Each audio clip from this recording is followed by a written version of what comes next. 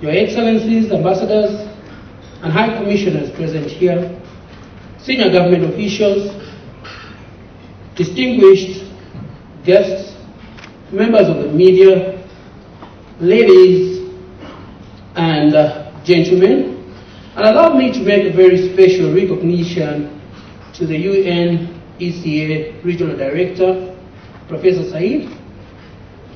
May I also make a special recognition for the UNICEF Regional Director based in Sierra Leone, Amin Al-Bashir.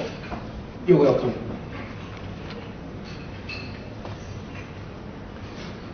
I should say I am greatly humbled and delighted that I stand before all of you today to grace this occasion on behalf of His Excellency, the President of this Republic, His Excellency Edgar Chagwa Lungu, the President of the country. This occasion of the Africa-China Think Tank Forum that is being held under the umbrella of Africa-China Economic Development Agenda, Opportunities for the Belt and Road Initiative and FOCAC. Zambia is indeed proud to host this event, which is undeniably an assembly of great minds and thinkers coming from diverse backgrounds to exchange ideas aimed at enhancing the China-Africa relationship. I therefore wish to commend the organizers and other partners who have contributed in a way or another to ensure that this event takes place.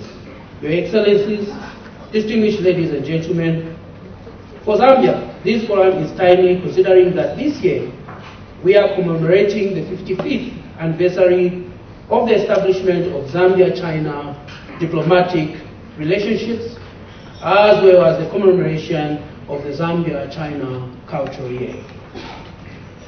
In this regard, let me pay tribute to the excellent relationships that exist between Zambia and the People's Republic of China, a friendship whose foundation is premised on equality and mutual respect, a bond made possible by the visionary leadership of the founding father of Zambia, His Excellency Dr.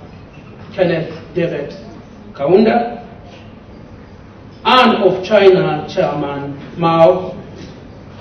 Our friendship has transcended changes in leadership in both countries and has stood the test of time. Over the years, China has continued to be an all-weather friend to Zambia, providing support in all sectors, with notable projects include the Tazara, which has already been spoken by many speakers before me, the new government complex, the National Museum, Levi Mwanawasa Stadium and Hospital, housing units for the Defense Forces, the National Heroes Stadium, construction of roads and milling plants, as well as development of international airports, to mention but a few. Your Excellencies, distinguished ladies and gentlemen, China is a friend to many. In September 2018, I attended the 2019 Forum on Africa Summit FOCAC in Beijing, which yielded positive outcomes for Zambia and the rest of Africa. The Beijing Declaration, the 2019-2021 FOCAC African Plan, and the 8th FOCAC initiative announced by His Excellency Xi Jinping, President of the Republic of China, during the summit are designed for a win-win cooperation. This is in the line of industrial promotion, infrastructure connectivity, trade facilitation, green development, capacity building, healthcare, people-to-people exchange, and peace and security. Let me also commend China for its Belt and Road Initiative, which is designed to promote trade and stimulate economic growth in participating countries. This should indeed create synergies with Africa's Agenda 2063, flagship projects such as the high-speed train that will connect major cities and commercial centers in Africa. I am therefore pleased to announce that Zambia signed the Memorandum of Understanding on the Belt and Road Initiative with China last year. We look forward to the full implementation of this MOU through increased investment, Chinese investment, and the implementation of development projects. Maybe let me say one or two things about the brief that I personally signed under the umbrella of FOCAC in China. I know this has come under heavy criticism from a lot of people. And the thinking of people is that we are building one road into Beijing, or maybe we are building one bridge into Beijing. The Belt and Safe Initiative is designed to build not one, but many roads. Not one, but many rails. Not one, but many bridges that will interconnect the globe. Therefore, we shouldn't look at this as a singular project that is leading into Beijing. We should look at this, for instance, like a country like ours, Zambia, which is a landlocked country. With the Belt and Silk Road project, we are looking at being a landlocked country that will join us to many other countries and promote our international trade.